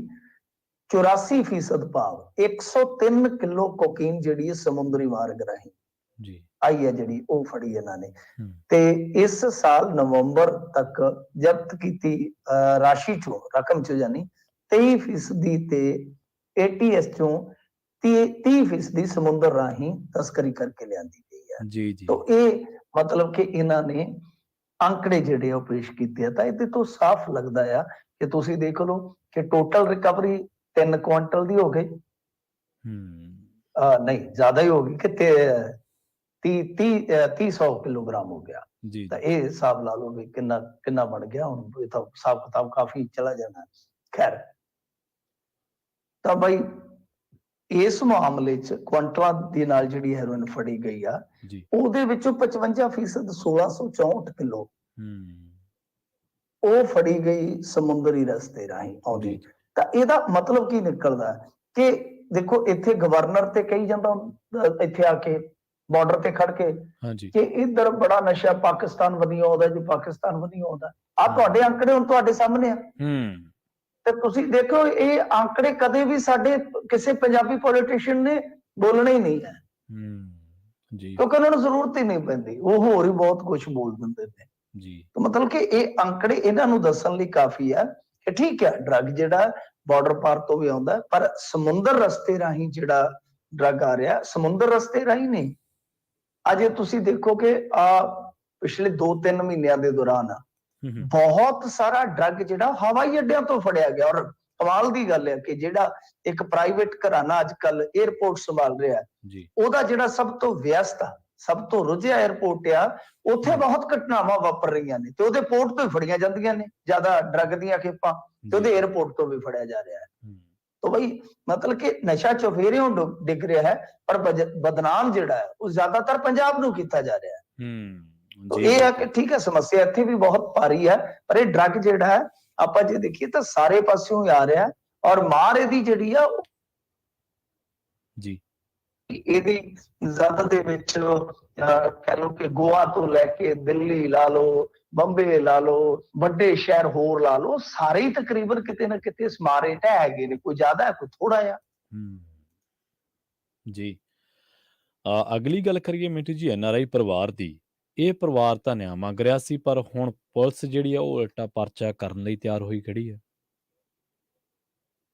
ਹਾਂਜੀ ਦੇਖੋ NRIs ਉਹੀ ਆ ਨੇ ਜਿਹੜੇ ਇੱਥੇ ਸ਼ਾਦੀ ਕਰਨ ਆਏ ਸਨ ਅੰਮ੍ਰਿਤਸਰ ਦੇ ਵਿੱਚ, ਤੇ ਅੱਜ DG ਨੇ ਕੀਤੀ ਆ ਪ੍ਰੈਸ ਕਾਨਫਰੰਸ। ਤਾਂ ਉਹਦੇ ਵਿੱਚ ਇਹਨਾਂ ਨੇ ਗੱਲ ਕਹੀ ਆ, ਹਾਲਾਂਕਿ ਉਹ ਪ੍ਰੈਸ ਕਾਨਫਰੰਸ ਸੀਗੀ ਉਹ ਜਿਹੜਾ ਮੁੰਡਾ ਮਾਰਿਆ ਬੀਤੇ ਦਿਨੀ ਨਕੋਦਰ ਦੇ ਵਿੱਚ, ਕੱਪੜਾ ਕਾਰੋਬਾਰੀ ਜਿਹੜਾ, ਉਹਦੇ ਮੁਤਲਕ ਸੀ ਕਿ ਬੰਦੇ ਫੜੇ ਗਏ ਨੇ ਜਿਨ੍ਹਾਂ ਨੇ ਸ਼ੂਟ ਕੀਤਾ। ਪਰ ਉੱਥੇ DG ਨੇ ਇਹ ਗੱਲ ਜਦੋਂ ਸਵਾਲ ਹੋਇਆ, ਕਿਉਂਕਿ ਵੇਖੋ ਗੱਲ ਇਹ ਆ ਕਿ ਇਹ ਮਾਮਲਾ ਹਾਈ ਪ੍ਰੋਫਾਈਲ ਹੈ, ਇਹ ਮਾਮਲਾ ਜਿਹੜਾ ਵਾ ਉਹ ਸਮੇਂ-ਸਮੇਂ ਤੇ ਸੁਰਖੀਆਂ 'ਚ ਰਹਿੰਦਾ ਹੈ ਜੋ ਉੱਥੇ ਸ਼ਾਦੀ ਦੇ ਵਿੱਚ ਹੋਇਆ, ਕਿਉਂਕਿ NRI ਪਰਿਵਾਰ ਆ, ਉਹ ਦੇਰ ਸਵੇਰ ਕੁਛ ਨਾ ਕੁਛ ਕਹਿੰਦਾ ਹੈ, ਕੋਈ ਨਾ ਕੋਈ ਜਿਹੜੀ ਹੈ ਉਹ ਗੱਲ ਆਪਣੀ ਰੱਖਦਾ ਹੈ, ਤਾਂ ਉਦੋਂ ਹੀ ਨਾਲ ਦੀ ਨਾਲ ਜਦੇ ਸਾਰਾ ਕੁਛ ਜਿਹੜਾ ਹੋ ਜਾਂਦਾ ਹੈ। ਤਾਂ ਖੈਰ ਇੱਥੇ ਜਦੋਂ ਉਹਨਾਂ ਨੂੰ ਸਵਾਲ ਕੀਤਾ ਗਿਆ ਇਸ ਪਰਿਵਾਰ ਦੇ ਬਾਬਤ, ਤੇ ਉਹਨਾਂ ਨੇ ਕਿਹਾ ਕਿ ਦੇਖੋ ਉਸ ਮਾਮਲੇ ਦੇ ਵਿੱਚ ਦੂਜੀ ਪਾਰਟੀ ਤੇ ਪਰਚਾ ਪੈ ਚੁੱਕਾ ਵਾ, ਕੁਝ ਗ੍ਰਿਫਤਾਰੀਆਂ ਹੋ ਗਈਆਂ ਨੇ ਜੀ। ਨਾਲ ਉਹਨਾਂ ਨੇ ਕਿਹਾ ਕਿ ਇਸ ਪਰਿਵਾਰ ਨੇ ਵੀ ਗੋਲੀਆਂ ਚਲਾਈਆਂ, ਮਤਲਬ ਕਿ ਇਹਨਾਂ ਵੱਲੋਂ ਵੀ ਗੋਲੀਆਂ ਚੱਲੀਆਂ ਨੇ। ਹਾਲਾਂਕਿ ਇਹਨਾਂ ਨੇ ਇਹ ਦਰਖਾਸਤ ਲਾਈ ਹੋਈ ਆ ਕਿ ਇਹ ਗੋਲੀ ਸੈਲਫ ਡਿਫੈਂਸ ਦੇ ਵਿੱਚ ਚੱਲੀ ਆ, ਪਰ ਉਹਨਾਂ ਦਾ ਸੰਕੇਤ ਸਾਫ਼ ਆ ਕਿ FIR ਇਹਨਾਂ ਤੇ ਬਣਦੀ ਆ, ਯਾਨੀ ਕ੍ਰਾਸ ਪਰਚਾ ਹੁੰਦਾ ਹੈ। ਹਾਂਜੀ, ਤਾਂ ਸਾਫ਼ ਆ ਕਿ ਇੱਕ ਪਾਸੇ ਨਿਆਂ ਮੰਗਿਆ ਜਾ ਰਿਹਾ ਹੈ ਇਸ NRI ਫੈਮਿਲੀ ਵਾਸਤੇ, ਜਾਂ ਜਿਹੜੇ ਵੀ ਉਹ NRI ਭੈਣ ਭਰਾ ਹੈਗੇ ਨੇ, ਤਾਂ ਦੂਸਰੇ ਪਾਸੇ ਡੀਜੀ ਸਾਹਿਬ ਇਹ ਕਹਿ ਰਹੇ ਆ ਕਿ ਇਹਨਾਂ ਤੇ ਕਾਰਵਾਈ ਵੀ ਹੋ ਸਕਦੀ ਹੈ ਆਉਣ ਵਾਲੇ ਸਮੇਂ 'ਚ। ਜੀ ਇਹਨਾਂ ਨੇ ਪਟੀਸ਼ਨ ਜ਼ਰੂਰ ਕੀਤੀ ਹੋਈ ਹੈ ਕਿ ਅਸੀਂ ਸੈਲਫ ਡਿਫੈਂਸ 'ਚ ਗੋਲੀ ਚਲਾਈ ਆ, ਪਰ ਬਿਲਕੁਲ ਇਹ ਹੁਣ ਜਾਂਚ ਪੜਤਾਲ ਦਾ ਵਿਸ਼ਾ ਹੈ ਕਿ ਜਦੋਂ ਕਿਸੇ ਦੇ ਵਿਆਹ ਦੇ ਵਿੱਚ ਇਸ ਤਰ੍ਹਾਂ ਜਿਹੜੇ ਗੁੰਡੇ ਆ ਕੇ ਪੈ ਜਾਣ ਜੀ ਤਾਂ ਫਿਰ ਕੀ ਉਹ ਸੈਲਫ ਡਿਫੈਂਸ ਦੇ ਵਿੱਚ ਇਹ ਚੀਜ਼ਾਂ ਨਹੀਂ ਕਰ ਸਕਦੇ ਆਪਣੇ ਆਪ ਨੂੰ ਬਚਾਉਣ ਵਾਸਤੇ? ਜੇ ਇਹਨਾਂ ਦੀ ਮੰਨੀਏ ਜਿਸ ਤਰ੍ਹਾਂ ਹੈ ਤਾਂ ਤੁਸੀਂ ਦੁੱਧ ਦਾ ਦੁੱਧ ਪਾਣੀ ਦਾ ਪਾਣੀ ਕਰੋ ਕਿ ਜੇ ਕਿਸੇ ਬੰਦੇ ਤੇ ਹਮਲਾ ਹੋਇਆ ਹੈ, ਉਹਨੇ ਚਾਹ ਦੇ ਵਿੱਚ ਤੇ ਕਿਸੇ ਤੇ ਫਾਇਰ ਕੀਤਾ ਨਹੀਂ, ਤਾਂ ਫਿਰ ਦੇਰ ਕਾਹਦੀ ਆ? ਕਰੋ ਗੱਲ। ਪਰ ਰੌਲਾ ਤੇ ਇਹ ਆ ਨਾ ਕਿ ਅਸਲ ਦੇ ਵਿੱਚ ਜਿਹੜੇ ਸ਼ਰਾਬ ਕਾਰੋਬਾਰੀ ਆ, ਸ਼ਰਾਬ ਕਾਰੋਬਾਰੀ ਤੁਹਾਨੂੰ ਪਤਾ ਹੀ ਆ, ਉਹ ਕਿਤੇ ਨਾ ਕਿਤੇ ਰਸੂਖਦਾਰਾਂ ਦੇ ਨੇੜੇ ਹੁੰਦੇ ਨੇ। ਜੀ ਤਾਂ ਇਸ ਕਰਕੇ ਥੋੜਾ ਸਰਕਾਰ ਜਿਹੜੀ ਆ ਉਹ ਝਿਜਕਾ ਦਿਖਾਉਂਦੀ ਆ, ਝਿਜਕਦੀ ਆ ਕਿ ਕਾਰਵਾਈ ਕਰਾਂਗੇ ਤੇ ਕੱਲ ਨੂੰ ਹੋ ਸਕਦਾ ਆ ਕਿ ਇਹ ਬੰਦਾ ਨਾਰਾਜ਼ ਨਾ ਹੋ ਜਾਵੇ, ਕਿਉਂਕਿ ਸ਼ਰਾਬ ਕਾਰੋਬਾਰੀ ਤੇ ਤੁਹਾਨੂੰ ਪਤਾ ਹੀ ਆ ਲੱਭਦੇ ਕਿੱਥੇ ਇਹਨਾਂ ਨੂੰ, ਮਸੀਹ ਦੇ ਇਕੱਠੇ ਕਰਕੇ ਲਿਆਉਂਦੇ ਆ। ਸੋ ਇਸ ਕਰਕੇ ਜੇ ਇਸ ਪੱਖ ਤੋਂ ਸੋਚਿਆ ਜਾ ਰਿਹਾ ਤਾਂ ਬਿਲਕੁਲ ਮੈਂ ਕਹਿੰਦਾ ਕਿ ਗਲਤ ਆ, ਤੁਹਾਨੂੰ ਇਨਸਾਫ ਦੇਣਾ ਚਾਹੀਦਾ। ਹਾਂ, ਜੇ ਉਸ ਪਰਿਵਾਰ ਨੇ ਪਹਿਲਾਂ ਗੋਲੀ ਚਲਾਈ ਹੈ ਬੇਸ਼ੱਕ ਤੁਸੀਂ ਪਰਚਾ ਦਿਓ, ਪਰ ਹੁਣ ਜੇ ਕੋਈ ਮੰਨ ਲਓ ਚੜ ਕੇ ਆ ਗਿਆ ਕਿਸੇ ਵਿਆਹ ਸ਼ਾਦੀ 'ਚ ਜੀ ਗੋਲੀਆਂ ਮਾਰਦਾ ਤਾਂ ਉਹਦਾ ਅਧਿਕਾਰ ਤੇ ਫਿਰ ਸੰਵਿਧਾਨ ਵੀ ਦੇਵੇਗਾ ਨਾ ਉਹਨੂੰ। ਪਰ ਤੁਸੀਂ ਇੰਨੀ ਦੇਰ ਕਿਉਂ ਲਾ ਰਹੇ ਹੋ ਇਸ ਚੀਜ਼ ਦੇ ਵਿੱਚ? ਤੁਸੀਂ ਫਾਈਨਲ ਕਰੋ ਨਾ, ਆਪਣੀ ਰਿਪੋਰਟ ਦੇਵੋ ਕਿ ਹਾਂ ਵਾਕਿਆ ਸੈਲਫ ਡਿਫੈਂਸ ਦੇ ਵਿੱਚ ਗੋਲੀ ਚੱਲੀ ਹੈ ਜਾਂ ਪਹਿਲਾਂ ਐਨਆਰਆਈਜ਼ ਨੇ ਚਲਾਈ। ਪਰ ਮੈਨੂੰ ਨਹੀਂ ਲੱਗਦਾ ਕਿ ਕੋਈ ਇੰਨਾ ਬੇਵਕੂਫ ਹੈ ਕਿ ਚੱਕ ਕੇ ਗੋਲੀਆਂ ਚਲਾ ਦੇਗਾ ਕਿਸੇ ਤੇ। ਸੋ ਇਹਨਾਂ ਨੇ ਉੱਥੇ ਜਾ ਕੇ ਹੇੜ ਲੈ ਕੇ ਜਿਸ ਤਰ੍ਹਾਂ ਦਾ ਸਾਰਾ ਕੰਮ ਕੀਤਾ, ਉਸ ਨੂੰ ਹੁਣ ਜਿਵੇਂ ਮਰਜ਼ੀ ਢਕਿਆ ਜਾਵੇ, ਪਰ ਇਹ ਚਲੋ ਉਜਾਗਰ ਹੋ ਗਿਆ, ਹਾਈ ਪ੍ਰੋਫਾਈਲ ਮਾਮਲਾ ਬਣ ਗਿਆ। ਪਰ ਇਸ ਤਰ੍ਹਾਂ ਦੀਆਂ ਆਪ ਉਧਰੀਆਂ ਇਹ ਅਕਸਰ ਕਰਿਆ ਕਰਦੇ ਨੇ। ਜੀ ਗੋਲੀकांड ਮਾਮਲੇ ਦੇ ਵਿੱਚ, ਗੋਲੀकांड ਦੇ ਵਿੱਚ ਮਿੰਟੂ ਜੀ ਹੁਣ ਪੁਲਿਸ ਅਫਸਰਾਂ ਤੋਂ ਵੀ ਪੁੱਛਗਿੱਛ ਹੋਈ ਹੈ। ਲੰਘੇ ਦਿਨੀ ਆਪਾਂ ਸ਼ਾਇਦ ਸੁਖਬੀਰ ਬਾਦਲ ਤੋਂ ਪੁੱਛਗਿੱਛ ਹੋਈ ਸੀ, SIT ਨੇ ਕੀਤੀ ਸੀ। ਹਾਂਜੀ, ਸੁਖਬੀਰ ਸਿੰਘ ਬਾਦਲ ਤੋਂ ਵੀ ਪੁੱਛਗਿੱਛ ਹੋਈ ਹੈ। ਇਸ ਤੋਂ ਇਲਾਵਾ ਪੁਲਿਸ ਅਫਸਰਾਂ ਤੋਂ ਵੀ ਪੁੱਛਗਿੱਛ ਜਿਹੜੀ ਆ ਉਹ ਹੋਈ ਆ। ਪੁਲਿਸ ਅਫਸਰਾਂ ਤੋਂ ਪੁੱਛਗਿੱਛ ਤਾਂ ਦੇਖੋ ਬੜਾ ਸਿੰਪਲ ਹੈ ਇਸ ਚੀਜ਼ ਨੂੰ ਸਮਝਣਾ ਕਿ ਪੁੱਛਗਿੱਛ 'ਚ ਕੀ ਚੱਲ ਰਿਹਾ ਉਹ ਤਾਂ ਹੁਣ ਆਪਾਂ ਨੂੰ ਕਹਿਣ ਜਾਂ ਸੁਣਨ ਦੀ ਲੋੜ ਹੀ ਨਹੀਂ ਹੈ, ਉਹ ਤਾਂ ਆਪਾਂ ਨੂੰ ਵੀ ਪਤਾ ਹੈ ਨਾ ਕਿ ਕੀ ਚੱਲ ਰਿਹਾ। ਤਾਂ ਮਤਲਬ ਇਹ ਉਧਰੋਂ ਸੁਖਬੀਰ ਸਿੰਘ ਬਾਦਲ ਤੋਂ ਪੁੱਛਗਿੱਛ ਤੇ ਉਧਰੋਂ ਉਸ ਟਾਈਮ ਜਿਹੜੇ ਤਾਇਨਾਤ ਸੀਗੇ ਅਫਸਰ ਉਹਨਾਂ ਤੋਂ ਪੁੱਛਗਿੱਛ, ਚਾਹੇ ਉਹ ਚਾਹਲ ਸਾਹਿਬ ਹੋਣ ਚਾਹੇ ਉਹ ਖੱਟੜਾ ਸਾਹਿਬ ਹੋਣ, ਤਾਂ ਇਹਨਾਂ ਨੂੰ ਬੁਲਾ ਕੇ ਜਿਸ ਤਰੀਕੇ ਨਾਲ ਪੁੱਛਿਆ ਗਿੱਛਿਆ ਜਾ ਰਿਹਾ ਹੈ ਤਾਂ ਉਹ ਇਹੀ ਹੋਏਗਾ ਜਿੰਨਾ ਕੋ ਮੇਰਾ ਮੰਨਣਾ ਜਾਂ ਕਹਿ ਲਓ ਕਿ ਜਿੰਨਾ ਕੁ ਅੰਦਾਜ਼ਾ ਹੈ ਕਿ ਬਈ ਤੁਹਾਨੂੰ ਆਰਡਰ ਜਿਹੜੇ ਪਾਲਣ ਕੀਤਾ ਤੁਸੀਂ ਕਿਸ ਨੇ ਦਿੱਤੇ ਆ, ਗੋਲੀ ਚਲਾਉਣ ਦੇ ਆਰਡਰ ਕਿਸ ਨੇ ਦਿੱਤੇ ਆ? ਕਿਉਂਕਿ ਸੁਮੇਧ ਸੈਣੀ ਤੇ ਆ ਨਹੀਂ ਰਿਹਾ ਹਲਦੀ ਘੜੀ, ਸੁਮੇਧ ਸੈਣੀ ਇਨਵੈਸਟੀਗੇਸ਼ਨ ਜੁਆਇਨ ਨਹੀਂ ਕਰ ਰਿਹਾ, ਤਾਂ ਹੁਣ ਜਾਂ ਤਾਂ ਡੀਜੀ ਹੀ ਸਾਫ਼ ਕਰ ਸਕਦਾ ਨਾ ਉਸ ਵੇਲੇ ਦਾ ਕਿ ਕਿਸਨੇ ਉਹਨੂੰ ਕਿਹਾ ਤੇ ਉਹਨੇ ਗਾਂ ਕਿਸ ਨੂੰ ਕਿਹਾ ਜੀ, ਤੇ ਜਾਂ ਫਿਰ ਹੇਠਲੇ ਅਫਸਰ ਕਹਿ ਸਕਦੇ ਆ ਜਿਹੜੇ ਮਤਲਬ ਕਿ ਉਸ ਸਮੇਂ ਦੇ ਕੋਈ DIG ਆ, ਕੋਈ IG ਆ ਉਸ ਜ਼ੋਨ ਦਾ, ਕੋਈ SSP ਹੋਏਗਾ ਕਿ ਹਾਂ ਉਹਨਾਂ ਨੂੰ ਆਰਡਰ ਕਿੱਥੋਂ ਮਿਲੇ ਨੇ ਜੀ, ਤਾਂ ਫਿਰ ਸਥਿਤੀ ਸਾਫ਼ ਹੋਏਗੀ। ਤਾਂ ਖੈਰ ਦੇਖੋ ਇਹੀ ਆ ਕਿ ਹੁਣ ਇਸ ਵੇਲੇ ਕਾਲੀ ਦੇ ਵਿੱਚ ਸਾਰਾ ਕੁਝ ਕੀਤਾ ਜਾ ਰਿਹਾ, ਕਿਉਂਕਿ ਤੁਹਾਨੂੰ ਪਤਾ ਹੀ ਆ ਇਨਸਾਫ ਮੋਰਚੇ ਦੇ ਵਿੱਚ ਕੁਲਤਾਰ ਸਿੰਘ ਸੰਧਵਾ ਹੋਰਾਂ ਨੇ ਵਾਅਦਾ ਵੀ ਦਿੱਤਾ ਸੀਗਾ, ਉਹ ਟਾਈਮ ਤੇ ਚਲੋ ਥੋੜਾ ਵੱਧ ਗਿਆ ਵਾ, ਪਰ ਇਹ ਮਾਮਲਾ ਸਿਆਸੀ ਤੌਰ ਤੇ ਤਾਂ ਕਿਤੇ ਨਾ ਕਿਤੇ ਇਹਨਾਂ ਵਾਸਤੇ ਇੱਕ ਪਰੇਸ਼ਾਨੀ ਦਾ ਸਬਬ ਹੈਗਾ ਹੀ ਆ ਨਾ ਕਿ ਤੁਸੀਂ ਜਿਸ ਮੁੱਦੇ ਤੇ ਰਾਜਨੀਤੀ ਕੀਤੀ ਆ ਅੱਜ ਪਾਵਰ ਦੇ ਵਿੱਚ ਆ ਕੇ ਉਹਦਾ ਕੀ ਕਰ ਰਹੇ ਹੋ। ਇਸ ਕਰਕੇ ਕਾਲੀ ਨਾਲ ਕੰਮ ਨਿਬੇੜਿਆ ਤਾਂ ਜਾ ਰਿਹਾ, ਪਰ ਇਹ ਸਾਰੀਆਂ ਕੜੀਆਂ ਕਿੱਦਾਂ ਜੁੜਦੀਆਂ, ਇਹ ਕੜੀਆਂ ਜੋੜ ਕੇ ਕਿਸ ਤਰ੍ਹਾਂ ਇਸ ਕੇਸ ਨੂੰ ਸਥਾਪਿਤ ਕੀਤਾ ਜਾਂਦਾ, ਕਿਸ ਤਰ੍ਹਾਂ ਦੋਸ਼ੀ ਨਿਸ਼ਾਨਦੇਹੀ ਕਰਕੇ ਉਹਨਾਂ ਦੀ ਤੇ ਫਿਰ ਉਹਨਾਂ ਨੂੰ ਫੜਿਆ ਜਾਂਦਾ, ਇਹ ਵੇਖਣਾ ਬਾਕੀ ਹੋਏਗਾ ਇਸ ਮਾਮਲੇ 'ਚ। ਜੀ ਬਲਜਿੰਦਰ ਕੌਰ ਨੂੰ ਲੰਘੇ ਦਿਨੀ ਰੈਂਕ ਦਿੱਤਾ ਗਿਆ ਸੀ ਮਿੰਟੂ ਜੀ ਤੇ ਉਸ ਰੈਂਕ ਦਾ ਹੁਣ ਵਿਰੋਧ ਹੋਣ ਲੱਗ ਪਿਆ।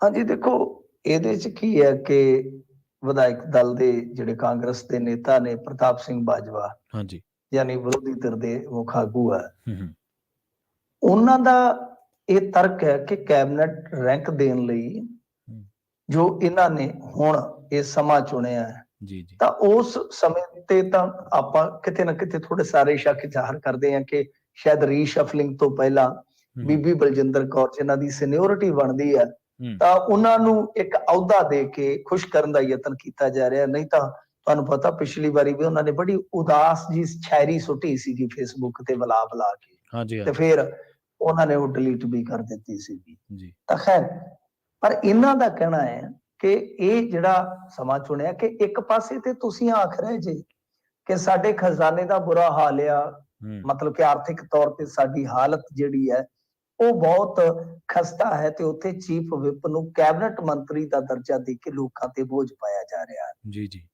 ਇਸੇ ਤਰ੍ਹਾਂ ਭਾਜਪਾ ਵੀ ਕਰ ਰਹੀ ਆ। ਮਤਲਬ ਕਿ ਗੱਲ ਇਹ ਆ ਕਿ ਇਹਨਾਂ ਦਾ ਤਰਕ ਇਹੋ ਆ, ਆਲੋਚਨਾ ਕਰਨਾ ਤਾਂ ਵੈਸੇ ਇਹਨਾਂ ਦਾ ਕੰਮ ਵੀ ਹੁੰਦਾ ਵਿਰੋਧੀ ਧਿਰ ਦਾ। ਹੂੰ, ਹੂੰ। ਇਹਨਾਂ ਦਾ ਇਹੀ ਕਹਿਣਾ ਕਿ ਜਦੋਂ ਤੁਸੀਂ ਮੰਤਰੀ ਵਾਲੀਆਂ ਸਹੂਲਤਾਂ ਕਿਸੇ ਨੂੰ ਦਿਓਗੇ ਤਾਂ ਉਹ ਵਾਕਿਆ ਟੈਕਸ ਪੇਅਰਸ ਦੇ ਪੈਸੇ ਦੇ ਨਾਲ ਟੈਕਸ ਪੇਅਰਸ ਤੇ ਹੀ ਬੋਝ ਬਣਨਾ ਵਾ। ਜੀ। ਤੇ ਇਹ ਤਾਂ ਗੱਲ ਚਲੋ ਠੀਕ ਆ, ਪਰ ਇਹਨਾਂ ਵਾਰੀ ਵੀ ਤੇ ਇਹ ਸਾਰਾ ਕੁਝ ਚੱਲਦਾ ਸੀਗਾ ਨਾ। ਹੂੰ। ਹੁਣ ਦੇਖੋ, ਬੋਝ ਆ ਜਿਹੜਾ ਉਹ ਅਰੂਸਾ ਜਿਹੜੀ ਆ ਉਹ ਕਿਹਦੇ ਖਰਚੇ ਤੇ ਇੱਥੇ ਬੈਠੀ ਰਹੀ ਹੈ। ਹੂੰ, ਹੂੰ, ਹੂੰ। ਜੀ, ਜੀ। ਸਲਾਹਕਾਰਾਂ ਦੀ ਐਡੀ ਲੰਮੀ ਫੌਜ, ਹੂੰ। ਕਿੰਨੇ ਅੱਧਾ ਦਰਜਨ ਤੋਂ ਵੱਧ ਤੇ ਓਐਸਡੀ ਹੋਣੇ ਆ ਮੈਨੂੰ ਲੱਗਦਾ। ਹੂੰ। ਉਸ ਟਾਈਮ ਜੀ। ਸੁਖ ਨਾਲ ਜੇ ਵੇਖੀਏ ਤੇ ਜਿਹੜੇ ਆਪਣੇ ਹੈਗੇ ਸੁਖ ਵਿਲਾਸ ਦੇ ਗਵਾਂਢੀ, ਹੂੰ, ਹੂੰ। ਜਿਨ੍ਹਾਂ ਦਾ ਸਿਸਵਾ ਫਾਰਮ ਆ ਉਹਨਾਂ ਹੂੰ। ਨੇ ਤਾਂ ਮਤਲਬ ਕਿ ਉਦੋਂ ਵੀ ਤੁਸੀਂ ਬੇਲੋੜੇ ਖਰਚੇ ਬੜੇ ਪਾਏ ਨੇ, ਪਰ ਇਹ ਹੁਣ ਵਿਪ ਬਣਾ ਕੇ ਰੈਂਕ ਦੇ ਰਹੇ ਆ ਤਾਂ ਕੀ ਕਹਿ ਸਕਦੇ ਇਹਨਾਂ ਨੂੰ। ਜੀ। ਨਾ ਇਹ ਉਸ ਮਾਮਲੇ 'ਚ ਸਲਾਉਣ ਵਾਲੇ ਤੇ ਨਾ ਤੁਸੀਂ ਸਲਾਉਣ ਵਾਲੇ ਸੋ। ਹੂੰ। ਇਹਨਾਂ ਨੇ ਵੀ ਦਿੱਲੀੋਂ ਲਿਆ ਕੇ ਇੱਥੇ ਬੰਦੇ ਸੈੱਟ ਕੀਤੇ ਨੇ, ਮੋਟੀਆਂ ਤਨਖਾਹਾਂ ਤੇ ਕਾਗਜ਼ ਵੀ ਨਿਕਲ ਆਏ ਆਰਟੀਆਈ ਦੇ ਰਾਹੀਂ ਕਿ ਹੂੰ। ਕਿਸ ਤਰ੍ਹਾਂ ਇਹਨਾਂ ਨੇ ਉਹ ਸਾਰਾ ਕੁਛ ਹੈ ਜਿਹੜਾ ਉਹ ਦਿੱਤਾ ਰਿਹਾ ਹੈ। ਤਾਂ ਖੈਰ, ਇਹ ਆ ਕਿ ਇਹ ਜਿਹਦੇ ਹੱਥ ਵੀ ਇਸ ਤਰ੍ਹਾਂ ਦੀ ਪਾਵਰ ਆਉਂਦੀ ਉਹ ਫਿਰ ਇੰਨਾ ਕੁ ਤੇ ਕਰਦਾ ਹੀ ਆ। ਪਰ ਇਹਦੇ ਨਾਲ ਇੱਕ ਸੰਕੇਤ ਤੇ ਇਹ ਪੱਕਾ ਹੋ ਗਿਆ ਵਾ ਹੂੰ, ਹੂੰ। ਕਿ ਰੀਸ਼ਫਲਿੰਗ ਹੋ ਸਕਦੀ ਹੈ ਕੈਬਨਿਟ ਦੀ। ਜੀ। ਔਰ ਇਹਦੇ 'ਚ ਇਹ ਵੀ ਸਾਫ਼ ਆ ਕਿ ਬੰਦੇ ਜਿਹੜੇ ਲੈ ਜਾਣਗੇ ਉਹ ਸ਼ਾਇਦ 4 ਤੋਂ 5 ਹੋ ਸਕਦੇ ਆ। ਛੁੱਟੀ ਵੀ ਹੋ ਸਕਦੀ ਹੈ 1-2 ਦੀ। ਹੂੰ, ਹੂੰ। 1-2 ਦੀ ਛੁੱਟੀ ਤੋਂ ਮੈਂ ਕਿਵੇਂ ਲੈ ਰਿਹਾ ਇਸ ਚੀਜ਼ ਨੂੰ, ਇਹ ਵੇਖੋ, ਸਰਾਰੀ ਸਾਹਿਬ ਦੇ ਚਰਚੇ ਤਾਂ ਸਭ ਨੇ ਸੁਣੇ ਆ। ਜੀ, ਜੀ। ਇੱਕ ਹੋਰ ਵੀ ਤੁਸੀਂ ਦੇਖਿਆ ਹੋਣਾ, ਬੜਾ ਵੱਡਾ ਸਟੈਪ ਚੱਕਿਆ ਵਾ ਲਾਲਜੀਤ ਸਿੰਘ ਭੁੱਲਰ ਹੋਰਾਂ ਨੇ। ਹੂੰ, ਹੂੰ, ਹੂੰ। ਕਿਉਂ? ਜੀ। ਕਿਉਂਕਿ ਰਿਪੋਰਟ ਕਾਰਡ ਦੇ ਵਿੱਚ ਕੁਝ ਦਰਜ ਕਰਨਾ ਹੁੰਦਾ ਹੈ ਸੋ, ਤਾਂ ਜੀ। ਕਈ ਵਾਰ ਇਸੇ ਕਰਕੇ ਸਟੈਪ ਚੁੱਕੇ ਜਾਂਦੇ ਨੇ। ਤਾਂ ਤੁਸੀਂ ਸਮਝ ਸਕਦੇ ਹੋ ਕਿ ਹਲਚਲ ਤੇ ਹੈ। ਇਹਨਾਂ ਹੂੰ। 2-3 ਚੀਜ਼ਾਂ ਨੂੰ ਮੈਂ ਜਿਹੜੀਆਂ ਗਿਣਾਈਆਂ ਨੇ ਤੁਹਾਨੂੰ, ਇੱਕ ਤਾਂ ਇਹ ਜਿਹੜਾ ਵਿਪ ਵਾਲਾ ਅਹੁਦਾ, ਦੂਜਾ ਲਾਲਜੀਤ ਸਿੰਘ ਭੁੱਲਰ ਦਾ ਇਹ ਕਦਮ ਚੁੱਕਣਾ ਜਿਹਦੇ ਨਾਲ ਬਾਦਲਾਂ ਦੀਆਂ ਬੱਸਾਂ ਖਾਸ ਤੌਰ ਤੇ 43 ਵਾਲੇ ਬੱਸ ਅੱਡੇ 'ਚ ਵੜਨੋਂ ਰਹਿ ਜਾਣਗੀਆਂ ਚੰਡੀਗੜ੍ਹ ਤੋਂ। ਹੂੰ। ਇਹ ਸਾਰੀਆਂ ਗੱਲਾਂ ਇਸ ਵੱਲ ਇਸ਼ਾਰਾ ਕਰਦੀਆਂ ਨੇ ਕਿ ਹੂੰ। ਤਿਆਰੀ ਤੇ ਕਿਤੇ ਨਾ ਕਿਤੇ ਹੈਗਾ। ਜਿਵੇਂ ਉਹ ਗਾਣਾ ਨਾ ਲੱਗਦਾ ਤਿਆਰੀ ਉਹਦੀ ਹਾਂ ਦੀ ਆ, ਤੇ ਹੂੰ। ਬਸ ਇੱਥੇ ਵੀ ਏਦਾਂ ਕਿਹਾ ਜਾ ਸਕਦਾ ਆ ਕਿ ਤਿਆਰੀ ਤਾਂ ਜਿਹੜੀ ਆ ਉਹ ਕਿਸੇ ਦੇ ਆਉਣ ਦੀ, ਕਿਸੇ ਦੇ ਜਾਣ ਦੀ ਹੈ। ਜੀ, ਜੀ, ਜੀ। ਅਗਲੀ ਖਬਰ ਦੇ ਵੱਲ ਵਧੀਏ ਮਿੰਟੂ ਜੀ। ਹੁਣ ਪੱਤਰਕਾਰ ਨੂੰ ਧਮਕੀ ਦੇਣ ਦੇ ਮਾਮਲੇ ਦੇ ਵਿੱਚ ਉਗਰਾਹਾਂ ਜਥੇਬੰਦੀ ਜਿਹੜੀ ਆ ਉਹ ਪੱਤਰਕਾਰ ਦੇ ਹੱਕ ਦੇ ਵਿੱਚ ਆਈ ਹੈ। ਦੇਖੋ, ਇਹ ਮਾਮਲਾ ਬਹੁਤ ਜ਼ਿਆਦਾ ਖਿਲਰਿਆ ਪਿਆ, ਹਾਂਜੀ। ਖਾਸ ਤੌਰ ਤੇ ਜੇ ਆਪਾਂ ਦੇਖੀਏ ਤਾਂ ਜਗਰਾਉਂ ਏਰੀਏ ਦੇ ਵਿੱਚ ਮਾਮਲਾ ਹੈ। ਟ੍ਰਿਬਿਊਨ ਦੇ ਇੱਕ ਪੱਤਰਕਾਰ ਨਾਲ ਜੁੜਿਆ। ਹੂੰ, ਹੂੰ। ਉਸ ਪੱਤਰਕਾਰ ਨੇ ਇੱਕ ਸਟੋਰੀ ਕੀਤੀ ਸੀਗੀ ਕਿ ਇਹ ਜਿਹੜੇ ਟੋਲ ਪਲਾਜ਼ਿਆਂ ਤੋਂ ਕਾਰਡ ਵਿਖਾ ਕੇ ਲੰਘਦੇ ਨੇ ਕਿ ਅਸੀਂ ਫਲਾਣੀ ਜਥੇਬੰਦੀ ਤੋਂ, ਫਲਾਣੀ ਜਥੇਬੰਦੀ ਤੋਂ, ਹਾਂਜੀ। ਕਿ ਇੱਥੋਂ ਤੱਕ ਕਿ ਕੁਝ ਲੋਕ ਜਿਹੜੇ ਆ ਉਹ ਕਮਰਸ਼ਲੀ ਮਤਲਬ ਕਿ ਮਿਸਯੂਜ਼ਿੰਗ ਕਰ ਰਹੇ ਦੀ, ਕਾਰੋਬਾਰ ਉਹਨਾਂ ਦਾ ਕੋਈ ਹੋਰ ਹੈ, ਕਿਸਾਨੀ ਨਾਲ ਉਹਨਾਂ ਦਾ ਕੋਈ ਵਾਹ ਵਾਸਤਾ ਨਹੀਂ ਹੈ, ਹੂੰ। ਬਸ ਗਾਹ ਦੀ ਗਾਹ ਕਾਰਡ ਬਣਾ ਕੇ ਲੰਘਦੇ। ਤਾਂ ਇਸ ਤਰ੍ਹਾਂ ਦੀ ਇੱਕ ਸਟੋਰੀ ਸੀ, ਜਿਸ ਤੋਂ ਬਾਅਦ ਕਿਸਾਨ ਤੇ ਉਹ ਪੱਤਰਕਾਰ ਆਮੋ ਸਾਹਮਣੇ ਹੋ ਗਏ। ਜੀ। ਪੱਤਰਕਾਰ ਦੇ ਨਾਲ ਵੀ ਸਪੋਰਟ, ਕਿਉਂਕਿ ਖਬਰ ਝੂਠੀ ਹੈ ਤਾਂ ਤੁਸੀਂ ਡੈਫਾਮੇਸ਼ਨ ਭੇਜ ਸਕਦੇ ਹੋ। ਹੂੰ। ਪਹਿਲਾਂ ਤਾਂ ਕਿਹਾ ਗਿਆ ਕਿ ਤੇਰੇ ਘਰ ਦਾ ਘਿਰਾਓ ਕਰਾਂਗੇ, ਸ਼ਿਕਾਇਤ ਦੇ ਦਿੱਤੀ ਗਈ। ਹੂੰ, ਹੂੰ। ਪੱਤਰਕਾਰਾਂ ਕਿਹਾ ਕਿ ਯਾਰ ਇਹ ਤੇ ਬੋਲਣ ਦੀ ਆਜ਼ਾਦੀ ਤੇ ਹਮਲਾ ਹੈ। ਹੂੰ। ਤੁਸੀਂ ਸ਼ਿਕਾਇਤਾਂ ਦੇ ਰਹੇ ਹੋ, ਜੇ ਕੁਝ ਗਲਤ ਹੈ ਤਾਂ ਤੁਸੀਂ ਚੈਲੰਜ ਕਰ ਲਓ ਬਾਈ, ਜੀ। ਫੈਕਟ ਤੁਹਾਡੇ ਸਾਹਮਣੇ ਰੱਖ ਦਿਆਂਗੇ। ਜੀ। ਤਾਂ ਉਸ ਪੱਤਰਕਾਰ ਨਾਲ ਸਾਡੀ ਟੀਮ ਨੇ ਰਾਬਤਾ ਵੀ ਕੀਤਾ ਸੀ, ਤਾਂ ਉਹਨਾਂ ਨੇ ਕਿਹਾ ਕਿ ਮੇਰੇ ਕੋਲ 10-12 ਮਾਮਲੇ ਨੇ, ਹੂੰ। ਪੰਚਾਇਤ 'ਚ ਮੈਂ ਰੱਖ ਦਿਆਂਗਾ ਲਿਆ ਕੇ, ਇਹ ਕਿੱਥੇ ਭੁੱਲੇ ਫਿਰਦੇ ਆ। ਤਾਂ ਅੱਜ ਮਤਲਬ ਕਿ ਉਗਰਾਹਾਂ ਵਾਲਿਆਂ ਨੇ ਵੀ ਕਹਿ ਦਿੱਤਾ, ਉਹ ਕਹਿੰਦੇ ਕਿ ਸਾਡੀ ਜਥੇਬੰਦੀ ਤੇ ਇਸ ਤਰ੍ਹਾਂ ਦਾ ਕਾਰਡ ਬਣਾਉਂਦੀ ਨਹੀਂ। ਜੀ। ਹਾਲਾਂਕਿ ਇਹਨਾਂ ਦਾ ਇੱਕ ਹੋਰ ਲੌਜਿਕ ਹੈ ਕਿ ਜਿਹੜਾ ਟੋਲ ਪਲਾਜ਼ਾ ਹੈ ਇਹ ਹੂੰ। ਤੇ ਵਸੂਲਣਾ ਨਹੀਂ ਚਾਹੀਦਾ ਕਿਸੇ ਤੋਂ, ਇਹ ਤਾਂ ਸਰਾਸਰ ਨਜਾਇਜ਼ ਹੈ। ਜੀ, ਜੀ, ਜੀ। ਕਿਉਂਕਿ ਹਰ ਵਾਹਨ ਚਾਲਕ ਵੱਲੋਂ ਸਰਕਾਰੀ ਖਜ਼ਾਨੇ ਵਿੱਚ ਭਾਰੀ ਰੋਡ ਟੈਕਸ ਭਰ ਕੇ ਰਜਿਸਟ੍ਰੇਸ਼ਨ ਹਾਸਲ ਕੀਤੀ ਜਾਂਦੀ ਹੈ। ਇਹ ਵੀ ਕਿਸੇ ਨੂੰ ਗਲਤਫਹਿਮੀ ਹੈਗੀ ਆ। ਜੀ। ਅਮਰਤਪਾਲ ਸਿੰਘ ਹੋਰਾਂ ਨੇ ਵੀ ਇਹ ਮੁੱਦਾ ਚੁੱਕਿਆ ਸੀਗਾ। ਰੋਡ ਟੈਕਸ ਹੋਰ ਹੈ, ਟੋਲ ਟੈਕਸ ਹੋਰ ਹੈ। ਹੂੰ, ਹੂੰ, ਹੂੰ। ਅਸੀਂ ਪੰਜਾਬੀ ਇੱਕੋ ਗੱਲ ਨੂੰ ਦੱਬੀ ਉਹਨੇ ਕਈ ਵਾਰ। ਰੋਡ ਟੈਕਸ ਦਾ ਮਤਲਬ ਇਹ ਹੈ ਕਿ ਜਿਹੜੀ ਤੁਹਾਡੀ ਰਜਿਸਟ੍ਰੇਸ਼ਨ ਹੋਈ, ਤੁਹਾਡੀ ਗੱਡੀ ਕਿਸੇ ਵੀ ਪਾਈ ਕਿਸੇ ਵੀ ਸੜਕ ਤੇ ਜਾ ਸਕਦੀ, ਉਹਨੂੰ ਰੋਕ ਨਹੀਂ ਸਕਦਾ। ਹੂੰ ਟੋਲ ਇੱਕ, ਇਹ ਚਲੋ ਮੈਂ ਕੋਈ ਬਹੁਤਾ ਸਿਆਣਾ ਨਹੀਂ ਹੈ, ਪਰ ਜਿੰਨਾ ਕੁਝ ਸਮਝਦੇ ਨਾ ਚੀਜ਼ਾਂ ਨੂੰ, ਜੀ ਜੀ ਟੋਲ ਹਜ਼ੂਰ ਇੱਕ ਵਿਸ਼ੇਸ਼ ਸੜਕ ਹੈ ਤੁਹਾਡੇ ਵਾਸਤੇ, ਸਰਵਿਸ ਹੈ। ਜੀ ਸਰਵਿਸ ਹੈ, ਉਹਨੂੰ ਤੁਸੀਂ ਲੈ ਰਹੇ ਹੋ। ਜਿਵੇਂ ਤੁਹਾਡੇ ਵੀ ਇੱਧਰ ਮੋਟਰ ਵੇ ਹੈਗੇ ਹੀ ਨੇ, ਹੂੰ ਪਰ ਇੱਧਰ ਇਹ ਆ ਕਿ ਅਲਟਰਨੇਟਿਵ ਦਿੱਤੇ ਹੁੰਦੇ ਨੇ। ਉਹਦੇ ਤੇ ਜਾਣਾ ਉਹਦੇ ਤੇ ਜਾਓ, ਇਹਦੇ ਤੇ ਜਾਣਾ ਤਾਂ ਤੁਹਾਡੇ ਪੈਸੇ ਲੱਗਣਗੇ ਜ਼ਰੂਰ। ਜੀ ਜੀ ਤੋ ਇਹ ਕਈਆਂ ਨੂੰ, ਮੈਂ ਕਈਆਂ ਨੂੰ ਦੇਖਿਆ, ਉਹ ਇਹ ਕਹਿਣਗੇ ਕਿ ਅਸੀਂ ਜਦੋਂ ਟੈਕਸ ਭਰ ਦਿੱਤਾ ਵਾ ਤਾਂ ਫੇਰ ਅਸੀਂ ਟੋਲ ਕਾਹਦਾ ਭਰੀਏ। ਨਹੀਂ, ਟੋਲ ਅਲੱਗ ਹੈ। ਅੱਗੇ ਵੀ ਤਾਂ ਰਜਿਸਟ੍ਰੇਸ਼ਨ ਸੀ ਨਾ, ਜਦੋਂ ਵਧੀਆ ਸੜਕਾਂ ਨਹੀਂ ਸੀਗੀਆਂ, ਸਿੰਗਲ ਸੜਕਾਂ ਸੀਗੀਆਂ, ਤੁਰੇ ਫਿਰੋ, ਕੋਈ ਨਹੀਂ ਸੀ ਰੁਕਦਾ। ਤਾਂ ਹੁਣ ਜੇ ਵਧੀਆ ਸਰਵਿਸ ਤਾਂ ਉੱਥੋਂ ਲੰਘਣਾ ਤਾਂ ਬਈ ਤੁਹਾਨੂੰ ਟੋਲ ਦੇਣਾ ਪੜੇਗਾ। ਇਹ ਦੋ ਚੀਜ਼ਾਂ ਅਲੱਗ ਨੇ। ਖੈਰ, ਉਗਰਾਹਾਂ ਸਾਹਿਬ ਸਿਆਣੇ ਨੇ, ਸਮਝ ਜਾਣਗੇ ਕਿਤੇ ਚੱਜ ਨਾਲ, ਜੇ ਕਿਤੇ ਇਹਨਾਂ ਨੇ, ਪਰ ਇਹਨਾਂ ਨੇ ਉਹ ਆਪਦੀ, ਇਹਨਾਂ ਦੀ ਇੱਕ ਗਰਾਰੀ ਹੁੰਦੀ ਹੈ, ਉਹਨਾਂ ਨੇ ਉੱਥੇ ਟਿਕੇ ਰਹਿਣਾ ਹੁੰਦਾ। ਖੈਰ, ਤਾਂ ਦੂਜੀ ਗੱਲ ਜਿਹੜੀ ਹੈ, ਇਹ ਜਿਹੜਾ ਮਾਮਲਾ ਹੈ, ਹੁਣ ਇਹਦੇ ਚ ਇੱਕ ਮੋੜ ਜਿਹੜਾ ਕੱਟਿਆ ਸੀਗਾ ਕਹਾਣੀ ਨੇ, ਉਹ ਇਹ ਸੀਗਾ ਕਿ ਇੱਕ ਅਮਰੀਕਾ ਦੇ ਕੋਰਟ ਤੋਂ ਪੱਤਰਕਾਰ ਨੂੰ ਫੋਨ ਜਾਂਦਾ ਕਿ ਤੈਨੂੰ ਸੋਧਾ ਲਾ ਦੇਾਂਗੇ ਜੀ। ਇੱਕ ਤੇ ਭਾਈ ਹੁਣ ਸੋਧਾ ਬੜਾ ਲੱਗਣ ਡਿਆ ਨਾ, ਅੱਜ ਵੀ ਕੁਛ ਖੋਖੇ ਜਿਹੜੇ ਉੱਥੇ ਹੈਗੇ ਨੇ ਤੰਬਾਕੂ ਵਾਲੇ ਜਲੰਧਰ ਦੇ ਵਿੱਚ, ਉਹ ਵੀ ਪਲਟਾ ਦਿੱਤੇ ਗਏ ਨੇ, ਕੋਈ ਉੱਥੇ ਵੀ ਸਾੜੇ ਗਏ ਨੇ ਉਤਪਾਦ, ਤਾਂ ਪੁਲਿਸ ਨੇ ਉਹ ਵੀ ਮਾਮਲਾ ਦਰਜ ਕੀਤਾ ਸ਼ਾਇਦ। ਤਾਂ ਬਈ ਇਹ ਸਾਰਾ ਕੁਝ ਵੀ ਚੱਲਣ ਡਿਆ ਫੇਸਬੁੱਕ ਤੇ, ਜ਼ਰਾ ਜਿੰਨਾ ਵੀ ਲਿਖ ਲਓ ਤੁਸੀਂ ਤੇ ਫਿਰ ਬਾਅਦ ਚ ਵੇਖ ਲਓ ਤਮਾਸ਼ਾ। ਮਤਲਬ ਕਿ ਬੋਲਣ ਤੇ ਅਸੀਂ ਦੇਣਾ ਹੀ ਨਹੀਂ ਕਿਸੇ ਨੂੰ, ਵਿਰੋਧੀ ਨੂੰ। ਜੀ, ਤੁਹਾਡੀ ਨਿਜਤਾ ਤੇ ਹਮਲੇ, ਤੁਹਾਡੀਆਂ ਮਤਲਬ ਕਿ ਕਰੈਕਟਰ ਦੀਆਂ ਉਛਾਲੀਆਂ ਲਵਾ ਦਿੰਦੇ ਨੇ ਉਹ। ਸੋ ਆਹ ਨਵਾਂ ਕੰਮ ਆ ਕਿ ਹੁਣ ਅਮਰੀਕਾ ਤੋਂ ਵੀ ਫੋਨ, ਹਾਲਾਂਕਿ ਮੈਂ ਨਹੀਂ ਕਹਿੰਦਾ ਕਿ ਅਮਰੀਕਾ ਤੋਂ ਵੀ ਫੋਨ ਗਿਆ ਹੋਣਾ, ਅੱਜ ਕੱਲ ਸਨੂਫਿੰਗ ਹੋ ਜਾਂਦੀ ਆ ਜੀ ਜੀ, ਨੰਬਰ ਜਿੱਥੋਂ ਦਾ ਮਰਜ਼ੀ ਬਣਾ ਲਓ, ਇਹਦੇ ਚ ਕੀ ਹੈ, ਜਿੱਥੋਂ ਦਾ ਮਰਜ਼ੀ ਬਣਾ ਲਓ। ਸੋ ਇਸ ਕਰਕੇ ਇਹ ਨਹੀਂ ਹੈ, ਇਹ ਕਥਿਤ ਤੌਰ ਤੇ ਮਤਲਬ ਕਿ ਇੱਕ ਕਾਲ ਆਈ ਹੈ, ਤਾਂ ਉਹਦੇ ਵਿੱਚ ਇਸ ਤਰ੍ਹਾਂ ਧਮਕਾਇਆ ਜਾ ਰਿਹਾ ਕਿ ਤੂੰ ਕਿਸਾਨਾਂ ਦੇ ਉਲਟ ਬੋਲਦਾ। ਯਾਰ ਇਹ ਕਿਹੜੀ ਗੱਲ ਹੋਈ? ਇਸ ਕਰਕੇ ਉਗਰਾਹਾਂ ਵਾਲਿਆਂ ਨੇ ਸਪੋਰਟ ਕੀਤੀ ਹੈ। ਤੁਹਾਨੂੰ ਪਤਾ ਇਹੋ ਜਿਹੇ ਮਾਮਲਿਆਂ ਚ ਉਗਰਾਹਾਂ ਹੋਰਾਂ ਦੇ ਸਟੈਂਡ ਜਿਹੜੇ ਆ ਕਲੀਅਰ ਹੁੰਦੇ ਆ ਕਿ ਭਾਈ ਇਹ ਗਲਤ ਹੈ ਜੀ, ਇਹ ਗਲਤ ਹੈ। ਤੇ ਕੁਝ ਜਥੇਬੰਦੀਆਂ ਤੇ ਕਾਰਡ ਸਿਸਟਮ ਤੇ ਵੀ ਸਵਾਲ ਚੁੱਕ ਰਹੀਆਂ ਕਿ ਗਲਤ ਹੈ। ਸਾਡਾ ਕੰਮ ਇਹ ਨਹੀਂ ਹੈ, ਸਾਡਾ ਕਿਸਾਨੀ ਨਾਲ ਜੁੜਿਆ ਕੰਮ ਆ। ਬਿਲਕੁਲ ਸਹੀ ਹੈ। ਅਸੀਂ ਟੋਲ ਤੋਂ ਥੋੜੀ ਏਦਾਂ ਮਤਲਬ ਕਿ ਇਸ ਤਰ੍ਹਾਂ ਲਗਾਉਣਾ ਸ਼ੁਰੂ ਕਰ ਦਈਏ, ਤਾਂ ਇੱਕ ਤਰ੍ਹਾਂ ਨਾਲ ਟੋਲ ਵਾਲਿਆਂ ਨਾਲ ਵੀ ਕੰਪਰੋਮਾਈਜ਼ ਹੈ ਕਿ ਸਾਡੇ ਬੰਦੇ ਲੰਘਾਈ ਚਲੋ, ਤੁਹਾਡੇ ਟੋਲ ਚਾਲੂ ਰੱਖਾਂਗੇ। ਤਾਂ ਕੁਝ ਸਵਾਲ ਇਧਰੋਂ ਵੀ ਉੱਠ ਰਹੇ ਨੇ। ਤਾਂ ਇਹ ਆ ਟੋਟਲ, ਜੇ ਆਪਾਂ ਦੇਖੀਏ ਸਾਰੇ ਦਾ ਸਾਰਾ ਇਹ ਮਾਮਲਾ ਹੁਣ ਤੱਕ ਦਾ। ਅੱਗੇ ਇਸ ਮਾਮਲੇ ਚ ਕੀ ਹੁੰਦਾ ਪਤਾ ਨਹੀਂ, ਕੁਝ ਨਹੀਂ ਕਿਹਾ ਜਾ ਸਕਦਾ, ਕਿਉਂਕਿ ਉਸ ਏਰੀਏ ਦੇ ਵਿੱਚ ਪੱਤਰਕਾਰ ਵੀ ਇੱਕ ਮੁੱਠ ਹੋਏ ਪਏ ਨੇ, ਤੇ ਦੂਜੇ ਪਾਸੇ ਜਿਹੜੇ ਕਹਿ ਲਓ ਕਿਸਾਨ ਆਗੂ ਹੈ, ਉਹ ਵੀ ਪਹਿਲਾਂ ਤਾਂ ਬੜਾ ਉਹਨਾਂ ਦਾ ਅਗਰੈਸਿਵ ਜਿਹਾ ਮੋਡ ਸੀਗਾ, ਹੁਣ ਥੋੜਾ ਜਿਹਾ ਢਿੱਲੇ ਪੈਣੇ ਸਟਾਰਟ ਹੋਏ ਨੇ, ਕਿਉਂਕਿ ਕੁਝ ਕਿਸਾਨ ਆਗੂਆਂ ਨੇ ਵੀ ਸਵਾਲ ਚੁੱਕੇ। ਜੀ ਜੀ, ਜਾਂਦਿਆਂ ਦੇ ਮਿੰਟੂ ਜੀ ਗੱਲ ਕਰੀਏ ਹਵਾਈ ਸਫ਼ਰ ਦੀ। ਯਾਤਰੀਆਂ ਨੂੰ ਸਲਾਹ ਹੈ ਕਿ 에ਅਰਪੋਰਟ ਤੇ ਹੁਣ ਤੁਸੀਂ 3 ਘੰਟੇ ਪਹਿਲਾਂ ਪਹੁੰਚਣਾ।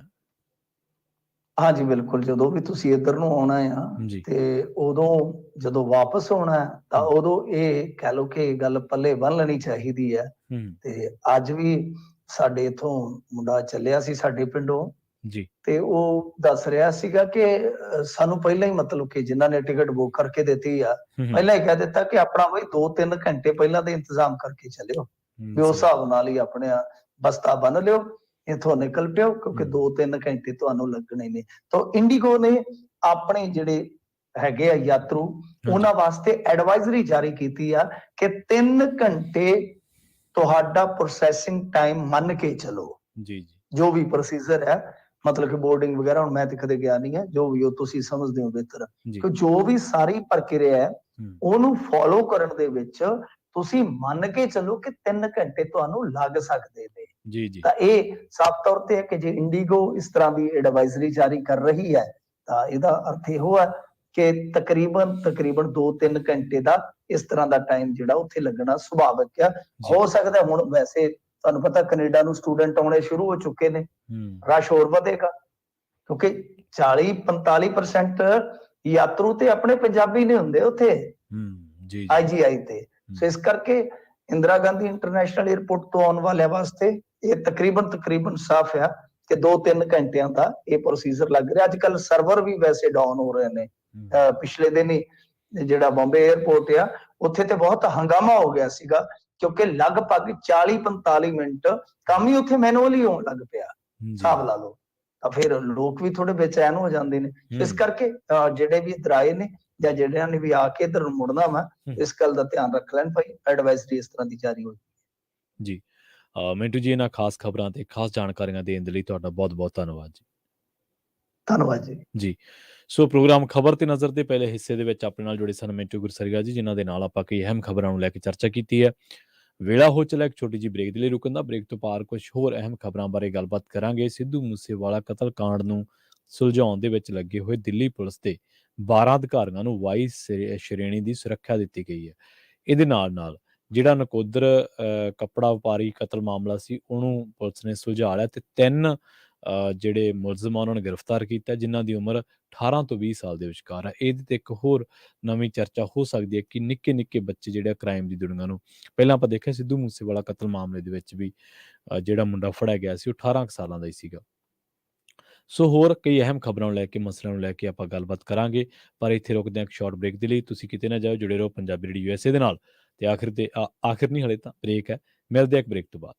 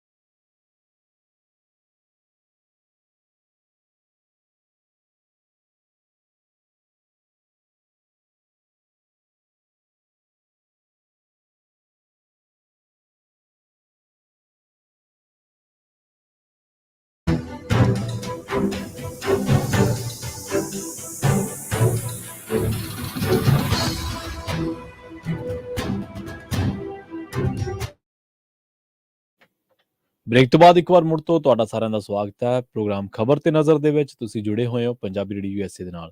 ਪ੍ਰੋਗਰਾਮ ਦੇ ਇਸ ਹਿੱਸੇ ਦੇ ਵਿੱਚ ਗੱਲ ਕਰਦੇ ਹਾਂ ਕੁਝ ਹੋਰ ਅਹਿਮ ਖਬਰਾਂ ਦੇ ਬਾਰੇ। ਸ਼ੁਰੂਆਤ ਕਰਦੇ ਹਾਂ ਦਿੱਲੀ ਪੁਲਿਸ ਦੇ 12 ਅਧਿਕਾਰੀਆਂ ਨੂੰ ਜਿਹੜੀ 22 ਸ਼੍ਰੇਣੀ ਦੀ ਸੁਰੱਖਿਆ ਦਿੱਤੀ ਗਈ ਹੈ।